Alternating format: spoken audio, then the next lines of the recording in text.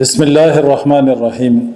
क़ुरान की चंद आयात का लफ्ज़ी तर्जुमा और उसका मफ़हूम बयान करेंगे। इन आयात में आदम अलैहिस्सलाम की तख्लीक़ का तज़किरा है और अल्लाह ताला का हुक्म यानी उसके सामने सजदा करने का, इब्लीस का इनकार।